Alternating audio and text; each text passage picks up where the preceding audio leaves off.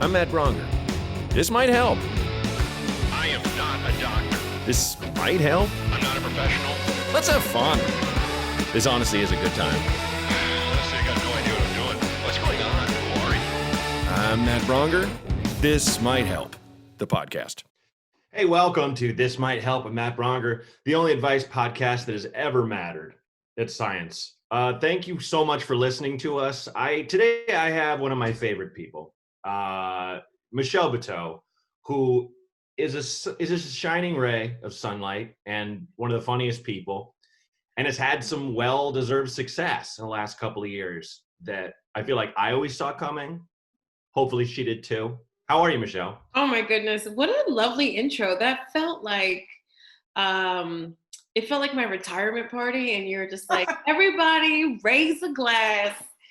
She did it. It only took a revolution and a race war within a pandemic for her to be recognized.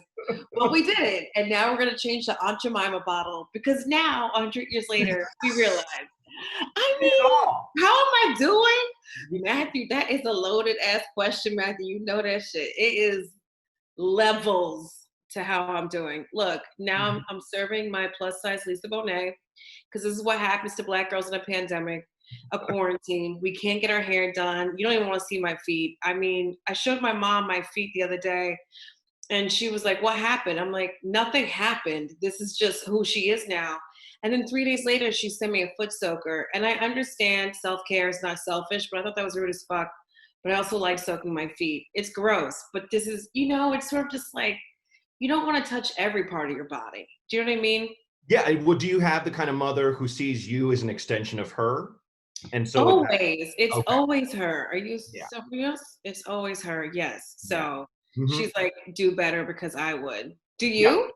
My mother has I would say a pretty healthy ego. Definitely like the life of the party, and retired college professors. So, but humble in all the Christian ways, in all the best type of Christian ways. Right. But like, yeah, that's always there. Where if I were to fail this way or the other, kind of just like, not so much, why would you do this to me? But it was occasionally implied, which of course I get it, but I remember I got my nose pierced when I was 17, and she was like, how could you do this to us? And I was like, this is like some next level. Like, if Single White Female was smothered on TLC, that would be my life story.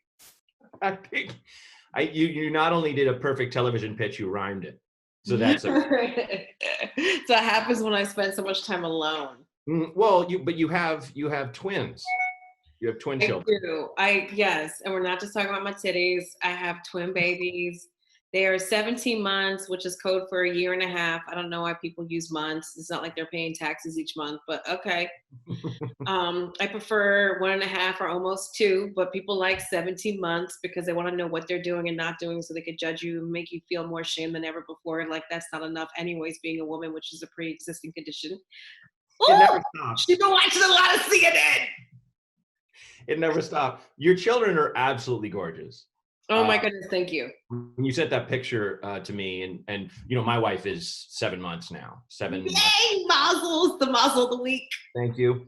But I showed her that picture, and she was like, oh, the oh my God. The thing where if I was like, I have a knife in my chest. Like, I love it. I mean, I'm really glad. Yeah. I'm really glad they're so cute, because there's so much work, and it'd be really hard if they were ugly or like growing into their faces or something. It would just be afraid. We're afraid. As you know, I mean, I don't know if you want to admit this or not, but white children are the ugliest. And there's I'm not going to admit that, even though the time would be now to admit that and get away with it. But I understand. There's no need for you to go negative. I'm just stating what I think is obvious. I mean, not that they're, so it's like, there's that fear. I mean, look, it doesn't matter. This kid could. No, I tell my white friends all the time, Benjamin Button grew into Brad Pitt. So you are right. Right. Okay. Well, I appreciate that. That. How is your Dutch husband? He's amazing. He's sitting there on the couch. He just made us banh mi sandwiches for lunch because he's the cook, and thank God he can cook, because the fact that he can make a good cocktail, and make delicious sandwiches, makes me feel like I am not missing restaurants as much as I should be. Yep. 'Cause I still get to be, a garbage can with a dollop of like, is this coriander? Foodie on top. Yeah. But 7 months, man, you guys are in the home stretch. How does it feel to have something really great going on during the worst time in the world? Yeah. Well put. Well put. I Yeah, will say we're incredibly lucky to be where we are, where we are not in danger anytime soon of losing our home right. or anything like that. So I always, not that you should measure yourself against anyone else, but it's like she and I in our respective fields worked pretty hard and got a lot of lucky chances that a lot of people didn't get. And so we're in this position where I've lived a lot of life. I'm 45, and so to have this kid, I'm like really excited about being the old dad. At Yeah. like soccer practice and stuff, and Yeah, the old dad with the good back. That's all you need. You know that's what I all mean? I need. Because you have Yeah. enough money in the bank account to be like, we all right. Mhm. Like you have I enough. do my like, yoga. I stretch. I do my yeah, spin class. I'm the kind of bone will a- grow back, whether it's Yeah. you or theirs. Yes. I take care of her. I make her the mocktails when I have a cocktail, and I cook, and I always like wake up and make her like nice coffee drinks and stuff in the morning, because you got to have that good one if you're a pregnant woman. I know. Yeah, even Dirty John knew that shit. Yeah. Well put. But it's harrowing. I am horrified at what has led us to this place on both the levels of crisis. The fact that people keep going out and hanging out with no masks on and kind of trying to wish the problems away. But Yeah. that's us whites. That's what we do. We just go, man, well, this just passed me by. All right, I get it. You're oppressed. Like you can say that for the pandemic and for the current, I'll say, revolution that's finally taking hold. Where Yeah.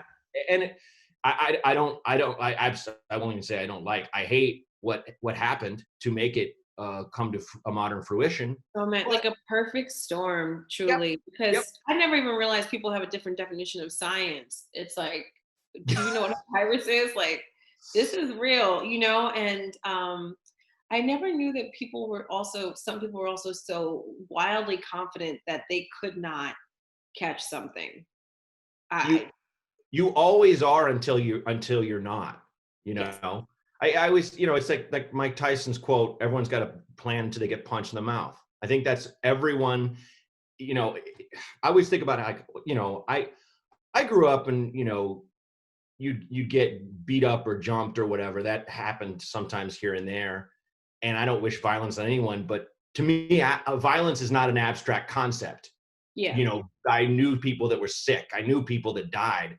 It's not, none of this is abstract. And to anyone living with any melanin, in them in America, it's not abstract to them at all, Not And even a so, little bit, but there's you have the overly confident Karens who are just like, this is a China thing. And then, you have the people in the hood who are just like, man, the government made this shit up to kill us, but we still got to go out and work. And what am I going to do? And isn't it funny? A virus always pops up during election year. So it is really beyond fascinating. It's yeah. exhausting to hear and know the levels of God, what do I want to say? It's everyone has their own takeaway, and I think this is also the beautiful thing and the worst thing about America is that we got so many goddamn takeaways. Can't we get on the same page? Yeah. I know smaller countries can work it out better because everyone's just like, oh, right. This is the small class in the trailer in the back of the school. We're going to do what everyone says. You know what I mean? And we're just out here like, Mr. Clock, Mr. Clock. Oh my God. Mhm.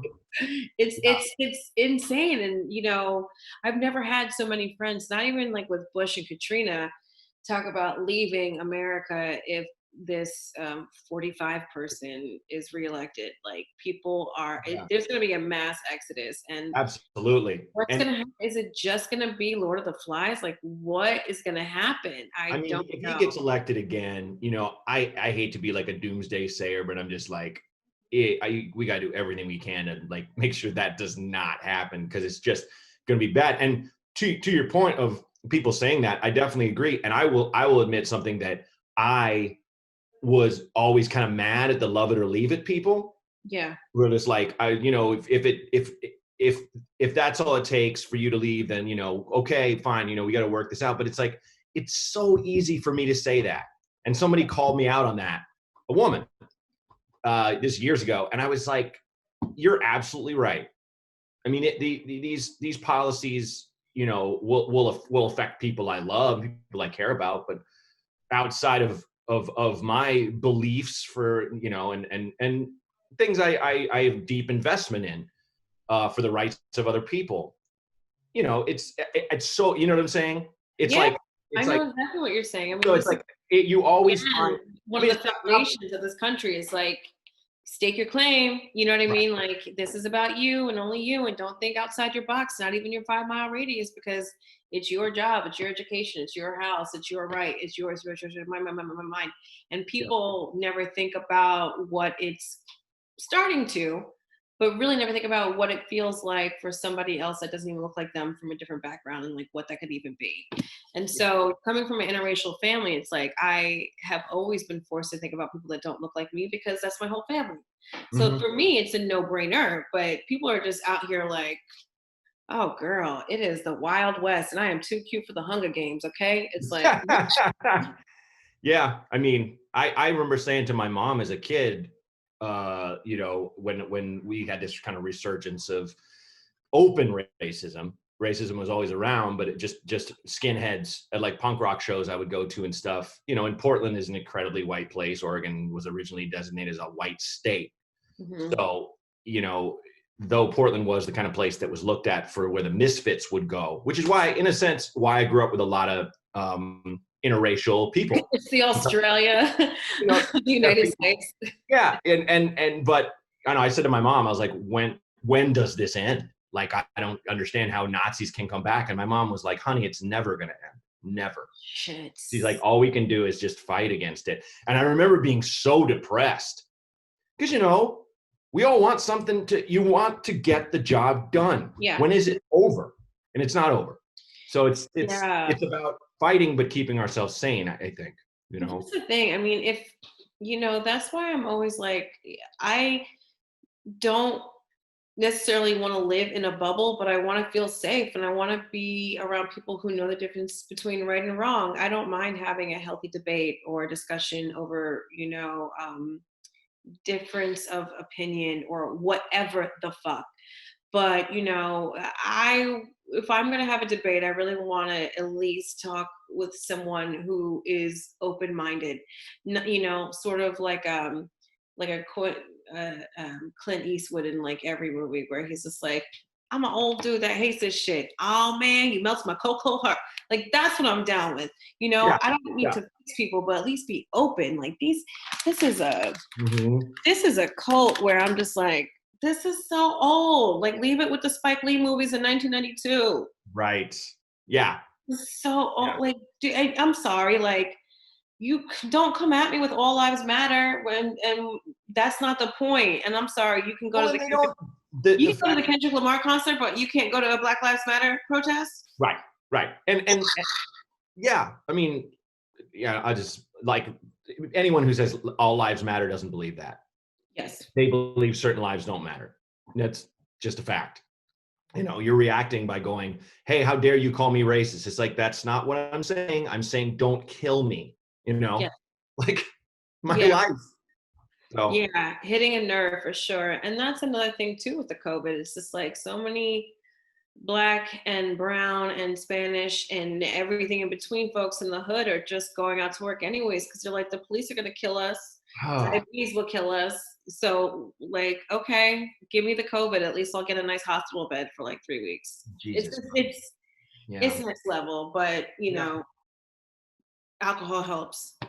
It helps. And I mean, you seem to be thriving, and that makes me happy to see. Not just because you're a friend, because you're a woman of color and you're an immense talent, and you're just a very sweet person. Like, you've always been very kind to me and people who I know and things. But you don't bullshit. You called your album "Shut Up," which I love.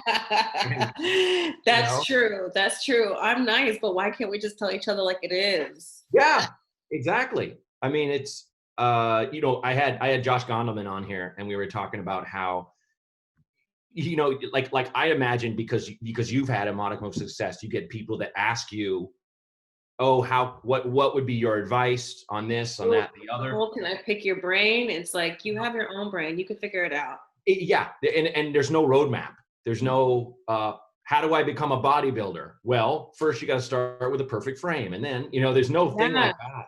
Get And your whey protein shakes. and we talked about, we just met. I just said to him how, like, though Josh is so nice, it's ridiculous that I call him an asshole just to mess with him.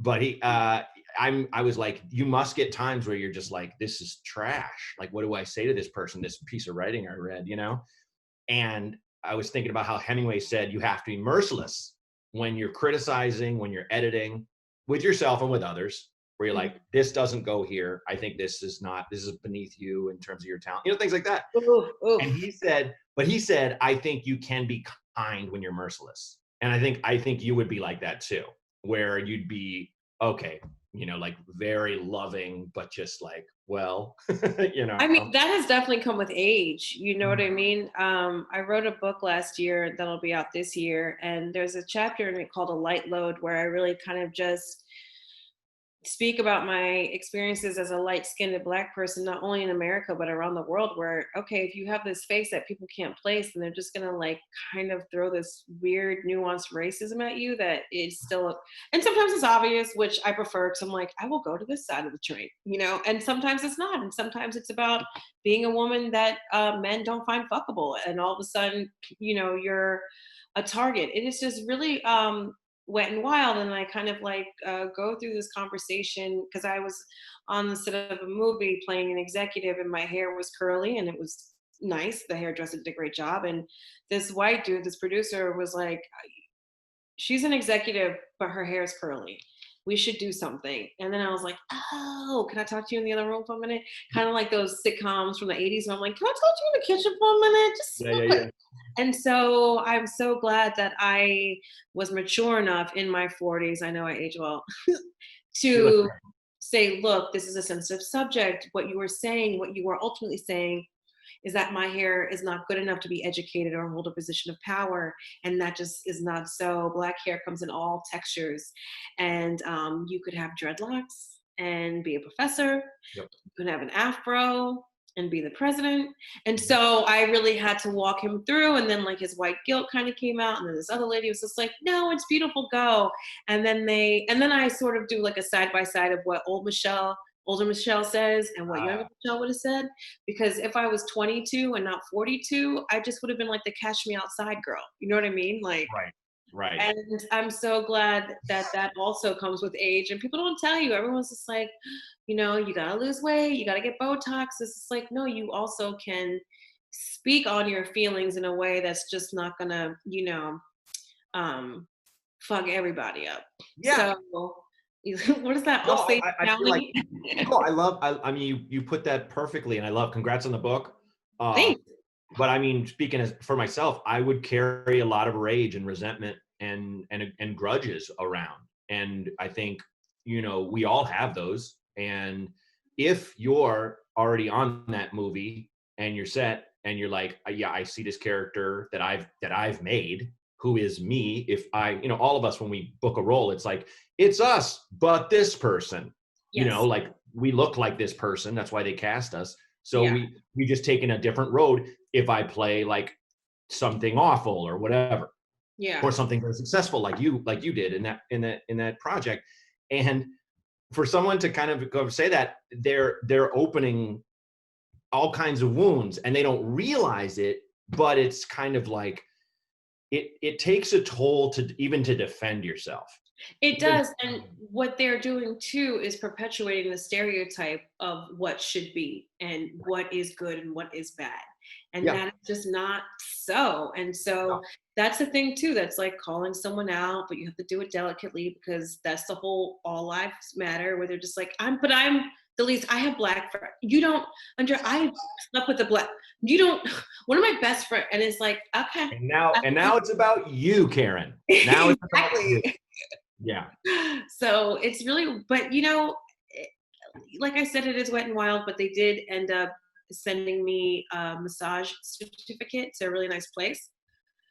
And it was a very 4-star situation where I would never treat myself like that. And the whole time I was like, the racism is very relaxing. I'm so glad he said something because this feels good. That's fantastic. That will on that note, let's take the first call. You want to try? Yes. We'll do like 3. As always, I don't know what's going to play. You don't know what's going to play. We'll just see. So Renee, roll the first one. Hi, Matt. My name is Marcus. The question for me is, I've gotten a few pounds on me. I'm a man of larger carriage. My doctor says I should lose some weight. Personally, I don't want to. But I also don't have the willpower to do it even if I did want to.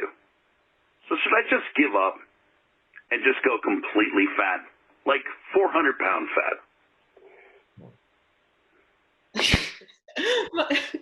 My husband's looking at me like, is that real? And look, I understand the need to let it go. I've never been this big, but after 5 years of IVF and 4 miscarriages, I'm saying, you know what? The clothing industry has definitely said you are worthy of wearing these leather pants. I'll make them in your size. So I understand the need to just like be like, oh, fuck it. Why do I have to keep up with the Joneses? But also, dude, you want to find your dick when you go pee. You don't want like a dick string. 400 pounds is crazy, honey. Like, there's so much flavor in vegetables. Come on, the time is now. Yeah, he's looking at it, Marcus. You're looking at it exactly the wrong way, dude. I mean, if you can be a little bigger, that's fine. It doesn't really matter, what exactly you look like. My thing is, what are your levels? If your doctor was like, whoa, your cholesterol's off the charts. I just went and I have a pregnant wife. We've had ice cream every night. And like now I went with my doctor and she's like, your cholesterol's fine, but it's higher than it was. You should watch that. I'm like, all right. So like not every night because I don't want to have a heart attack, when right. And you're not feeding 2 people.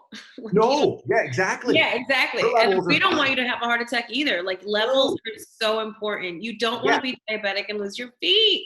Mm-hmm. And I think it's okay if you're kind of big, dude, but I remember Tom Segura had that bit about just if he just got fat and rode around on like a rascal and just drank milkshakes all day. So it's like a funny image, but you're in hell when you're that big. Your joints are hurting all the time. Yeah. You have pains you can't imagine.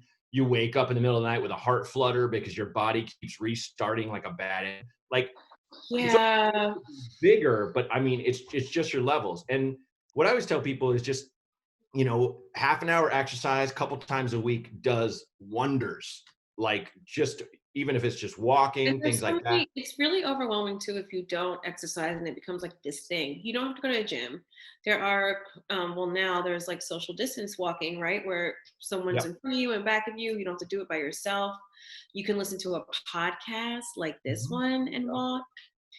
Just make a rule like when I listen to the podcast, I walk, and that will help immensely. And it's just like, just get some hot sauce or something and put on something healthy. People think that healthy food has no flavor, and it do. Yeah, man. I mean, just take a pile of fresh vegetables, salt, a little bit of olive oil, roast it in the oven. It's the best thing you ever ate. Yes.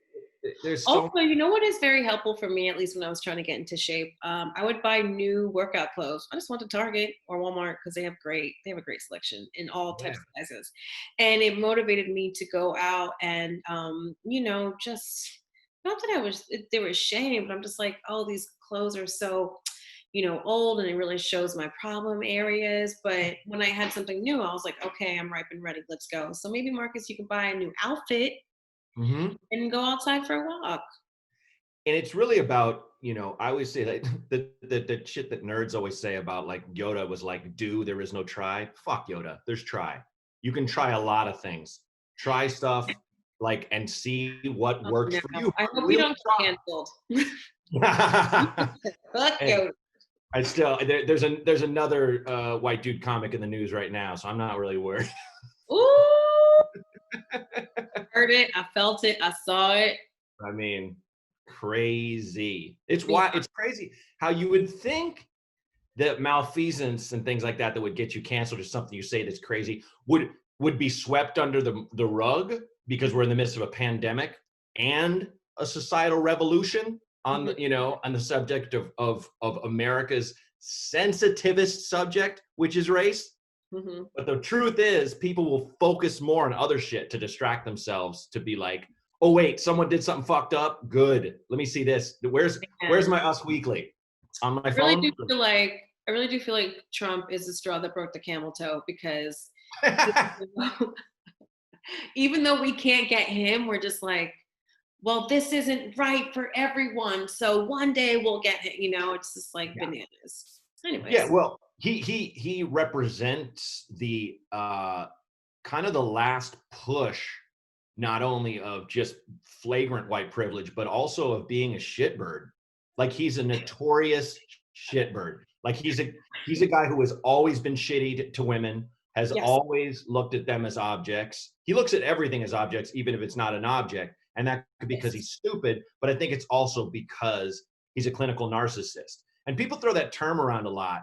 And I remember saying to my therapist, being an only child and a stand-up comedian and an actor, that I was just like, yeah, I'm the only child too. I get it. So you probably had those moments where you're like, am I a narcissist? And my therapist is, you know, went to school a long time. He works with couples. He works with youth at risk. He works with everyone at every level. And he's just like, he laughed it off. He was like, no. If you're in the room with a clinical narcissist, there's nothing behind their eyes. And it's horrifying. There's no soul in there. There's no person. Wow. He's like, you want to run and you have nightmares. And I was like, well, shit. And so it's just like, oh that's man. him. This just reminds me of dating in my 20s, but yeah, that's right. That's so funny. I never thought that I was a narcissist, but I took the other route where I was a people pleaser. Yeah, I do go along to get along. Just like, let's just work it out. Let's just work it out, guys. Let's not. Yeah, I don't have an older brother that's gonna like defend me, so I'll be like, okay, I'll sit over there, no problem. Yeah. This way, okay. Oh, too close? Okay. You know what I laugh? I'll just share this real quick before the call, but I always laugh about this time in 6th grade where I was sitting on a park bench by myself on the playground, and about like a pack of girls, like 10 girls came over and were like, you're on our park bench. And I was like, can I sit on it with you? And they're like, no. And I was just like, and I like they made me move. And it was that thing of, you know, I remember thinking if it was like one guy or two guys, we might have gotten into an argument, but I was just like, I am utterly powerless. Oh my God. That's not commentary on any level. I just think it's hilarious. And someone should put the movie. Oh, Otis is crying. Do you hear my baby crying? No, I can't. Okay, good. I mean, either can I. I'm just kidding. No, I mean, I don't know.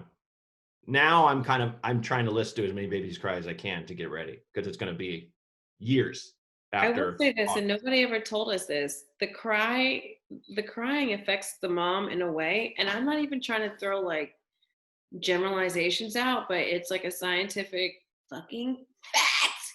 The cry of a baby will affect the mom in a way where you fold like a beach chair. You're like, and dad will be like, or anybody else will be like, oh, they're fine. They just need a pacifier, like a diaper change. Is baby hungry? And the mom is just like, you know. Really? So yeah. So I'm just that part. Okay, I think it's gonna rip me in half. I'm just a sensitive guy. You know, I'm very sentimental, and sometimes I get too tied up and all that. But just to have it, and we're having a girl too. So it's like, I mean, we thought it was going to be a boy. You're going to be ruined in the best way possible. That's absolutely 100% true. I was in the kitchen on the phone when, Kara called me, was like, it's the doctor. We got the tests back, and the doctor's like, everything's great. Very healthy. Do you want to know the sex? And we're like, yeah. And I was like, just tell me it's a boy. I know it's a boy. And she's like, it's a girl. And I was like, like just rivers, just immediate so ugly sweet. cry. That is just so sweet. And I am no Dr. Oz, I'm no Dr. Phil or whatever the fuck. But because I have a boy and a girl, and I'm not saying every boy's like this and every girl, but all the parents I run into and doctors and nannies, the girls really do. And when I say mature faster, they're like, give it to me. I want to walk now. I want to, no, but what's that? What do you do? And they're just so, and oh, can we show baby boy? Baby boy, come say hi. And baby boys are really like, hold me, I don't understand. Hi, say hi, boys. Say hi, Look dog. at you. Who's that? Hello, say hi, dog. Waved. Gave a little side wave. Hey, hi, buddy. Mwah, mwah. Aww.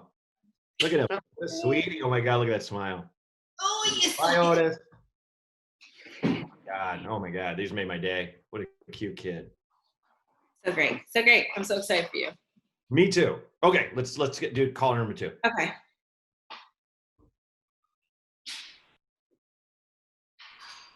Hey, Matt Bronger. I am a huge fan. I love your stuff. I actually listened to Advice from a Dipshit religiously. I loved it, and I was so sad that you canceled it. But I'm so glad to hear that you're starting this back up, and it sounds like this is definitely going to be a good fit.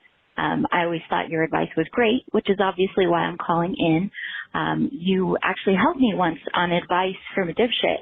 I called in about having political differences with my husband and how to work through that, and you had some really good sound advice. I can't remember who your guest speaker was who helped me as well, but I appreciated that. Well, I am going through a divorce with my husband. I should say I'm almost through a divorce with my husband. There were some other issues other than our political differences, just, some things I kind of realized through therapy, some emotional abuse and things like that. That had been going on. So I'm getting out of there, which is great. And I'm moving on. I'm still going to therapy, getting a lot of help, which is great.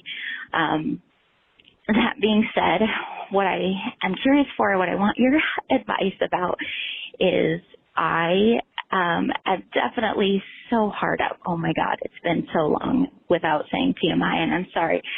But I am curious, do I need to wait for this whole thing to be finalized? I am days or possibly weeks away from having a final judge's seal of approval, where I am officially divorced on paper. As far as everything else goes, we live in separate houses. In fact, I just bought my own house and I'm moving in this week, and he lives in his own house, and we're completely separate. Everything is separate. Everything's, been filed, but I have an opportunity this weekend where I might be able to potentially hook up with someone and be intimate for my first time since being married. And it's been several months now, since February, since I've been, with my husband. I haven't been with anyone, and I'm just curious, should I wait for that to happen? Wait for the divorce to go through, or just proceed because we're everything's so close to being done and we are separated. It is moving in that direction. I'm just kind of curious about this. I want to be able to proceed with being intimate with people while not being in relationships, and I've got to figure out how to navigate that. So anyways, I appreciate your advice. You always have really sound help, and I love all the content that you put out there. You are awesome. Keep doing what you're doing, and congrats on the new baby. Oh, and also please let us know where Amanda's at these days too. I'd love to hear kind of what she's doing and be able to support her by following her on different things. Okay, thanks so much. Bye. Thank you, hon. Thank you for the kind words. Amanda's doing great. We haven't talked in a little bit. As a reminder, I need to check on her, but she's producing a bunch of other podcasts, so she's thriving. She'll be on the show at some point. And with that said, Michele, take it away. Oh man, girl. First of all, you are so sweet, and good for you for taking care of yourself, physically, mentally, emotionally, all those things, because it is so easy to put the weight of the world on our backs and say, well, this is how life is. This is how it's supposed to be, because marriage is work. But then you're like, how much work is it supposed to be? And I'm a big fan of pro and con lists for now, 5, 10, and 15 years from now. And so I'm glad that you did whatever you had to do. I'm going to go ahead and just make a real quick assumption. I think you overthink, honey. You are overthinking a lot. You emotionally have already moved on. What's the difference if you just open your legs and get some joy? Spark that joy, honey. Marie Kondo your pussy right now. You need to. You need it. You need it. And, being casual with someone, I'm sure, is very hard for you. And that is a good thing, because you seem like such a nice person. But yeah, man, if you've already been talking to somebody, and to even just like go through the divorce and the paperwork and this, like, it's already been over for a while. Just because it's on paper doesn't mean that it's so. I mean, slavery is illegal, but is it? You know what I mean? Like, you can move on. I'm so sorry that I had to bring it back to that race thing, but No, I mean, listen, I'm only laughing because it's funny. You can bring it anywhere you want, for sure. Yeah, I mean, I don't know. This is something too I wouldn't talk to all your girlfriends about, because you don't need to hear everybody's opinion. No, You know and what you want to do. oh my God, thank you, Michele, because that's exactly what this show is for. A, entertainment. B, anonymous fucking advice. We have no judgment because we don't know who it is. I think when you have a friend, you're going to have a level of judgment because you know them very well, and you have your own prejudices, assumptions, and you have your own things in them you're rooting for or rooting against. I could see her talking to a friend or two. I'm sure she has some who are in deeply unhappy relationships, and they'd be like, don't do that. It's wrong. Yes. You owe it to yourself to be clean of everything before. It's like, fuck that. You're separated.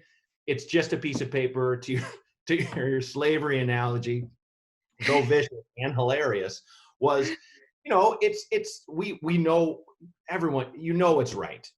She knows it's okay to do that. Be safe. Obviously, make sure this person has been tested for everything, including corona, as well as yourself.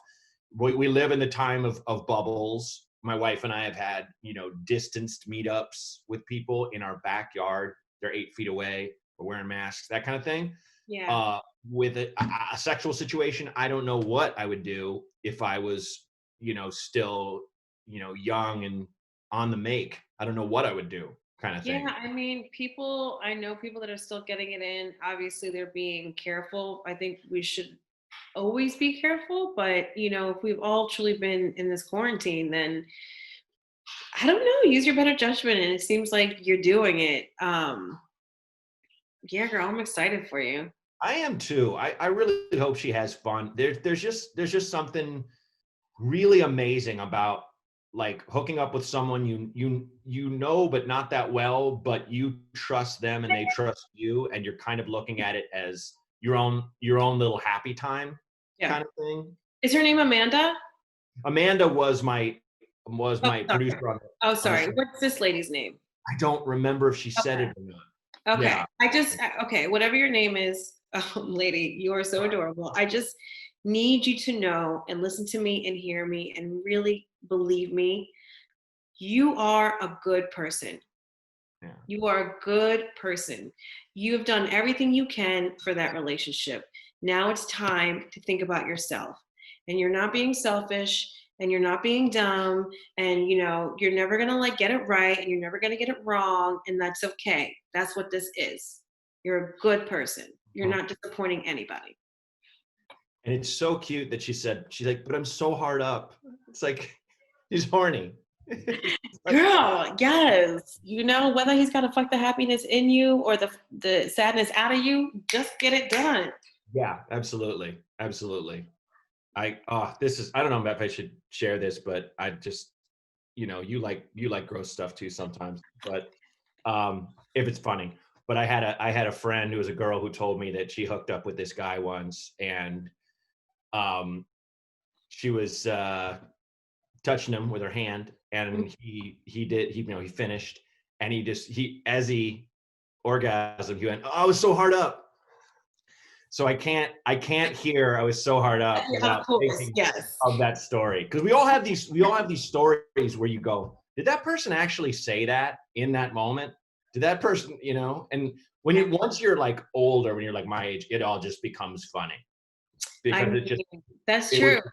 the stupid days. I'm so glad that I had the stupid days, you had your stupid days, of our youth, where you're Yeah. just figuring it out and you're getting it wrong. And this wonderful gal whose name I'm forgetting, unfortunately, I'm sorry, caller, but you're not stupid and you're doing it right. You're not. Yeah. No. Plus, that is a hilarious story. That'd be like a whole 3-episode arc on Sex and the City. It would be. If somebody He'd said have that. to say, what did he say? They'd all be going, oh, no. T-shirts, trending hashtags. Yeah, Samantha would be like, I say that all the time. Whatever the gross thing the guy said, she'd be like. Exactly. It should come up with like a seltzer. Okay, yeah, we're doing good for time. We got time for one more. So, you ready? Yes. Okay. All right, roll it, Renee. Hey, Ding Donger and guest. This is Ethan from Southern California. Question for you. So, 2 of my best friends recently started dating. Us 3 were kind of like a trio of best friends. And, it's been an interesting transition, and I was curious if you have any advice from, if there's a change from being friends with 2 people that are also friends to being like best friends, people who are dating. If there's any change at all, for that matter. This is just something that I have had bad experiences with in the past, where I've ended up losing both friends, wherein it hasn't ended well. So my goal is just to remain supportive and just, treat them the exact same as they were before. If you have any advice, I'd really appreciate it. And I hope you and your guest and the rest of the world have a wonderful day. Bye. Thanks, Ethan. Good sign off. Yeah, that's tricky. What are your thoughts, Michele? Oh my God. Did he just lay out the last 3 seasons of Friends? It's the reason it's a hit. This is really tricky for him because, it's one of those situations where you can't say that you're against it because then you look like a hater. So then you are the automatic couples therapist. And because you know them the best, they know you the best. And I don't know how he could possibly get out of that he is going to be the couples therapist. Yeah, that's really tough. I think I feel like going back to what we were talking about before when I mentioned our younger stupid days, it's like we had those times where you're just like, where you didn't go, like if I was single now, I would consider every hookup just over the top. Like, is this like, what will, something I never thought about in my 20s, what will tomorrow be like, Yes. And one thing I've done is definitely go, oh, this person's a friend and they seem to like me, so go for it, and not really think about their feelings or mine, and it's, I hope his friends are thinking that way. They shouldn't have to consider his feelings, but I just think he's in for a tough road. I think Yeah, no, it won't be the same, especially if they hang out and do stuff, because then you're the third wheel, you're not the trio. That's how that goes. So maybe you just bring another friend into the fold so you have you have a plan B and somebody that you could sit with. I mean, although what we going out to restaurants, but that is tough, man. That is tough. That's not a great position. I hope that they are just really curious about each other physically, and then they get it out like rabbits, and then they go back to being friends. Yeah, that's a possibility. I think it's, if to kind of keep himself sane, it's just, I don't know, dude, just try not to fucking think about it, really. And also reach out to, one thing I've been taking the opportunity to do during this pandemic is partially through the show, but also just on my own time to reach out to people who I care about that I haven't talked to in a while, or people that I'm not that tight with, but I really love who they are. Right. And kind of do like, hey, do you want to have a drink on Zoom? Or Do you want to have a distance coffee walk kind of thing? Yeah, that's a really good idea. I mean, Form I other friendships, form other bonds, so you're yeah. not like, hey, what do you guys do? You guys are gonna fuck? Okay. Like you don't want to be that. Yeah, No maybe one this wants is to a be good that. opportunity for him to get his own business. Yes, to branch out. And I feel like he's placing, and it's hard when you've got these really, really tight friends and then two of them start being together and you're like, hey, but what about all the good times? One of the biggest lessons I've learned in my life, especially from relationships breaking up, is, I always quote this line from a Jonathan Richman song. Do you long for her or for the way you were? Because the past is the past. And anytime I've gone through a breakup and I've been like, oh, I want to be with that person again. No, I don't. I want to have those old times back. And you'll never have those old times back. You'll never be that person you were. Right. So I guess this is one of those situations, like the same word in Chinese for crisis and opportunity. This could be your time to kind of just go. Supposedly that's the same word in Mandarin. I don't know, but it's shay for sharing. Hey, sure, but it's that thing where it's like, this is your chance to protect yourself and your heart and try something else, just like they are. They're trying something else. They're making a bold move. They are. They are. It's so hard not to get involved, but I think that is some great advice to sort of make new business for your own, because, just careful on how much sounding board you really kind of will be available for. Yeah. Oh my God. Protect yourself. Don't be that person that they try to turn into a double agent. That one like, who's being an asshole. And then the other one pulls you aside hours later and is like, I know you're on my side, so listen. Oh man. Yeah. That's just brutal. an ugly divorce and he's the only child. No. Yeah, exactly. Yeah. If you want to be really unsubtle, play the song Respect. I think it's called Respect the Thin Line by Jurassic 5. Who is that? And who's that gal who's saying I'm like a bird? Remember that song? Nelly. Yes. So they did a collaboration where it's a song where it's a couple, or they're best friends, and they're like, boy, it'd probably be nice if we had sex, but we have to respect the thin line. Wow, go Nelly. Throw that on. Just throw that on when you're have you guys heard this? This came out in like the late 90s. It's kind of a jam. I love that. Not so subtle hints for Christmas. Why be subtle? We're living in a plague, That's true. That's true. It's like, I'm sorry, thing. you can't hear me through my mask? Okay, 1 second. Hard times, man. Have you you and your husband and the kids leave the house occasionally for a walk, or? We do. We definitely walk. We live in a very small kind of neighborhood in the Bronx called City Island.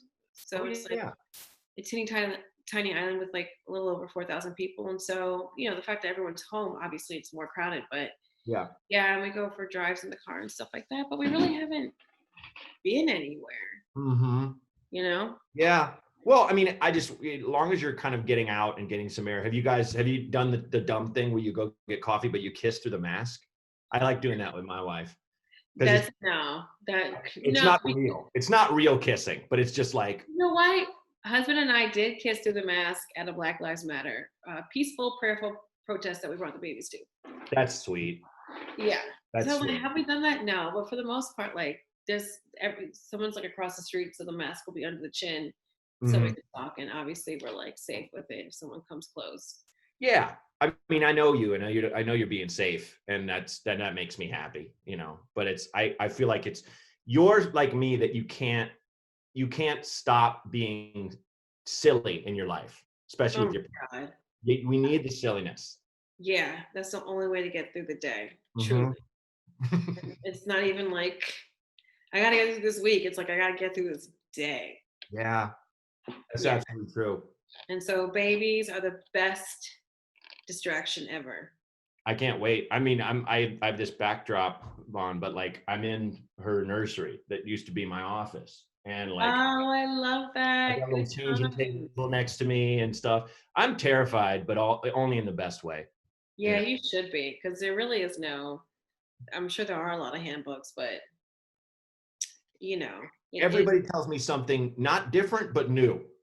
I've never had someone contradict someone else, yeah, because I feel like most people I hang out with, they're maniacs, but they're very down to earth. They're very right, real, very funny. right. And funny people have a hard time lying a lot, I find. Yeah. Really funny people. I mean, unless if they're pedophiles. Whoa. Call back. Well, I mean, then you have to be like, no, what? I'm only 26. I'm only 2 years older than you. Yeah, I know. 35 or whatever. I never Look, had that. I never had that thing of boy, I'd like to be with a girl who's still in high school. yeah, you know why? Because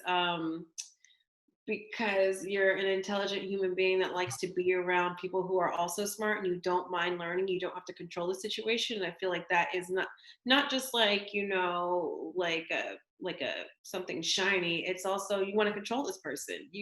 Yeah, that's it. Formed yet, and It's funny, like when the Bill Cosby thing came along, and when people who didn't really think deeply enough about it were like, why he could sleep with anyone, he was so famous and stuff. It's about him having control and saving time. Like, I don't want to talk to you. I don't want to know who you are. I don't know your name.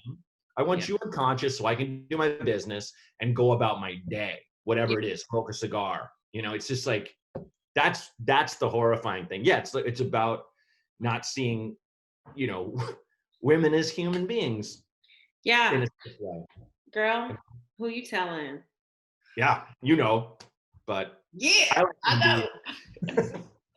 Well, this was so much fun, and I love you, and you came on the show just guns blazing, and I always think I love you and your wife. You guys are so damn cute. Thank you, as are you and your husband. So send him my love. Give my love to the what is your daughter's name? Oh, Hazel and Otis. Hazel and Otis. Yes, amazing names.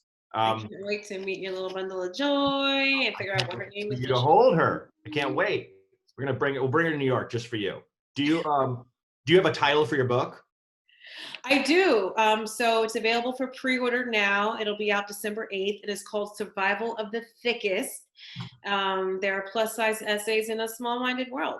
And it was very hard and very fun to do. And I hope if you don't even read all of it, read half of it. It's still so damn funny. It's a perfect gift for Kwanzaa, Hanukkah, non-denominational, whatever the fucks. Couldn't even get that out. It sounds great. You know what? I think I'm gonna buy it. My mom doesn't listen to these, so she won't know. But I think I'm gonna buy this for my mother for Christmas, among other things. But I think that'd be so nice.